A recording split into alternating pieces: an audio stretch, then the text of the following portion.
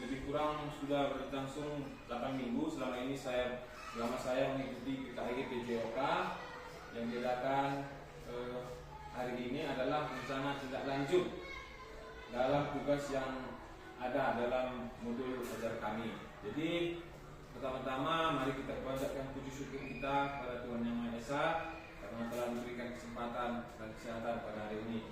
Pertama-tama saya juga mengucapkan terima kasih buat Bapak Ibu yang sudah meluangkan waktunya untuk dapat kita di sini membersamai saya dalam tugas saya ini. Ya, pertama-tama sekali Bapak Ibu di sini saya akan mengambil tentang tema yaitu permainan tradisional yang menyenangkan. Ya, di mana dalam tema ini nanti akan dilakukan pada tindak lanjut selanjutnya. Oke, lanjut latar belakangnya. Kenapa saya mengambil temanya adalah permainan tradisional? Karena peserta didik masih banyak yang belum mengenal permainan tradisional yang merupakan salah satu warisan budaya Indonesia yang juga kearifan lokal yang harus ditanamkan sebagai wujud cinta tanah air. Sudah saya berbicara atau sudah saya berdiskusi dengan peserta didik kita, banyak yang belum mengenal, malah ada yang tidak tahu sama sekali tentang permainan tradisional ini. Di mana anak kita sekarang adalah generasi Z, ya.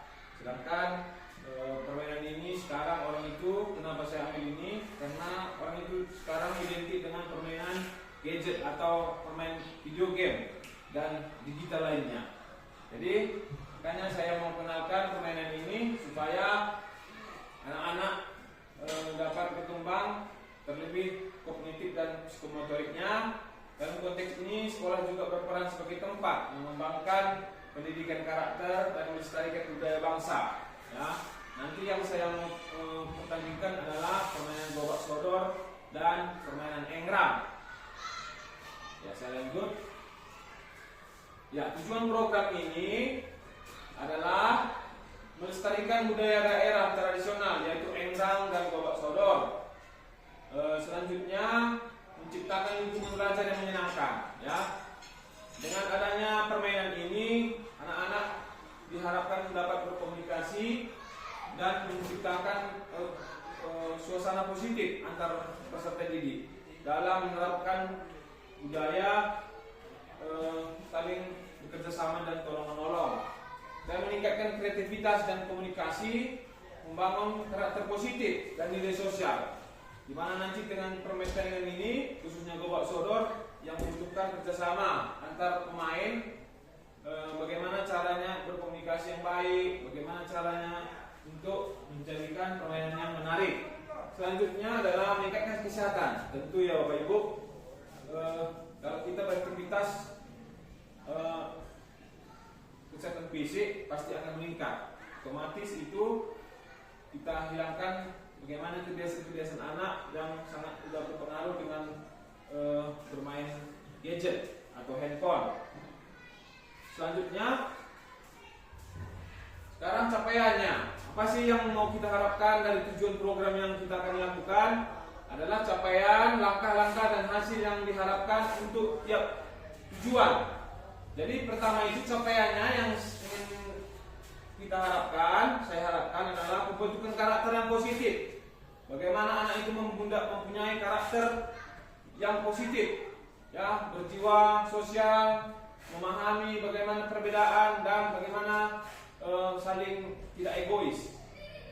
Selanjutnya peningkatan keterampilan fisik dan pemahaman dan pelestarian budaya, di mana budaya kita agar tidak punah atau tidak hilang. Semakin banyak kita bermain mengenalkan budaya pada anak-anak, mudah-mudahan anak-anak juga tertarik dan dapat bermain di lingkungan sekolah atau di pekarangan rumahnya. Selanjutnya langkah-langkah pelaksanaannya, ya, perencanaan programnya. Pertama nanti dirancang programnya, lalu pengenalan permainan tradisional gobak sodor dan engrang. Nanti pertama kita kenalkan kepada peserta didik apa sih gobak sodor itu, apa sih engrang itu, bagaimana cara bermainnya. Nanti masa pengenalan, itu yang langkah pertama nanti. Baru berpraktik bermain. Saatnya nanti ada waktunya, kira-kira nanti 1-3 hari bagaimana bermain dan dipertandingkan nanti antar kelas 4 dan kelas 6. Nanti yang ikut serta adalah kelas 4 dan kelas 6. Jadi Bapak Ibu juga yang berhubungan dengan program ini adalah guru SBDK, guru TIP, gimana nanti pertandingannya bisa juga dibuat dalam bentuk-bentuk desain atau bentuk media ke dalam kita buat nanti masukkan ke media-media sosial supaya anak-anak lebih tertantang dan merasa menarik. Dan refleksi, ya di akhir pertandingan nanti kita buat refleksi untuk melihat apa sih yang sudah terjadi, apakah sudah baik. Kalau ada pun yang belum baik masih bisa dapat kita perbaiki kembali. Dan laporannya semuanya nanti dalam bentuk dokumentasi. Nanti kita libatkan anak-anak untuk dapat mendokumentasikan bagaimana acara pertandingan tersebut. Hasil yang diharapkan adalah siswa mengetahui jenis permainan tradisional, ya, sehingga nanti anak-anak juga dapat mengetahui jenis-jenis apa sih yang ada permainan tradisional di daerah ini, yang sering orang itu mainkan atau yang sering orang tua mereka mainkan di zaman dahulu. Terciptanya komunikasi yang baik antar siswa. Jadi maksudnya nanti dengan acara kegiatan ini anak-anak dapat berperan aktif dalam kelompoknya, dapat membentuk satu komunitas yang orang itu nanti buat kelompok masing-masing. Ya, tentunya yang selanjutnya adalah pengembangan karakter siswa. Diharapkan karakternya akan menjadi lebih baik dan dapat saling tolong menolong dan tidak mementingkan diri sendiri. Selanjutnya peningkatan kesehatan fisik dan peningkatan motivasi belajar. Oke, saya lanjut. Ya, capaian langkah-langkah yang harus diharapkan untuk tiap tujuan. Jadi indikatornya adalah siswa menunjukkan peningkatan dalam keterampilan motorik dan kreativitas baik dalam bermain maupun modifikasi permainan tradisional. Jadi dengan adanya pertandingan ini dapat kita lihat bagaimana sih gerak motorik anak itu, bagaimana sih kreativitas anak itu dalam membangun suatu tim, satu kelompok yang dapat direncanakan dengan baik. Selanjutnya, siswa memiliki pengetahuan mengenai jenis permainan tradisional, asal usulnya serta nilai budaya yang terkandung di dalamnya. Contohnya tadi seperti obat sodor, termasuk daerah mana, bagaimana cara bermainnya, peraturannya, dan apa-apa sih nilai-nilai yang terkandung di dalamnya supaya anak-anak lebih memahaminya. Selanjutnya capaiannya adalah siswa mampu berkomunikasi secara efektif, bekerja dalam tim. Nah, seperti yang saya jelaskan tadi, siswa dapat berkomunikasi secara efektif dengan satu kelompok ataupun dengan tim lawan, dengan guru. Ya. Selanjutnya adalah siswa lebih aktif bergerak dan mengalami peningkatan kesehatan fisik. Otomatis makin banyak anak bergerak, fisiknya juga pasti akan meningkat. Kemampuan dari kebugarannya, kelincahan akan terjadi. Oke, selanjutnya terakhir terjadi hubungan yang harmonis antar siswa, guru dan komunitas sekolah. Ya, itu pasti Bapak Ibu ya. Anak-anak nanti bisa berkomunikasi dengan guru wali kelasnya, dengan antar siswa dan komunitas sekolah. Selanjutnya, ya, struktur program dan mitra dalam komunitas belajar. Yang pertama adalah dalam sasaran ini, pertandingan ini adalah ditujukan untuk kelas 4 sampai kelas 6 SD. Jumlah peserta kira-kira ada 76 siswa. Usianya adalah 10 sampai 12 tahun. Pengaturan programnya, ruang lapangan sekolah kita akan digunakan, lapangan kita cukup luas untuk kegiatan fisik, dan waktunya akan dilakukan selama 3 hari. Mitra dalam komunitas belajar yaitu guru PJK sendiri sebagai fasilitator utama untuk membimbing peserta didik dalam permainan dan refleksi. Selanjutnya guru kelas juga terlibat membantu dan mendokumentasikan refleksi kegiatan. Orang tua dapat kita undang sebagai dapat menyaksikan anak-anak bertanding dan memberikan semangat kepada anak-anak peserta didik. Selanjutnya, oke, kapasitas yang dimiliki sekolah yaitu lapangan sekolah cukup luas, alat permainan yaitu engram, dan peralatan yang tersedia lainnya. yaitu salah satunya adalah guru PJOK yang dapat mengajarkan dan mempunyai pengalaman dalam permainan tradisional ini. Ada juga kita libatkan nanti komunitas sekolah dengan dukungan kepala sekolah, guru dan pelaksana kegiatan.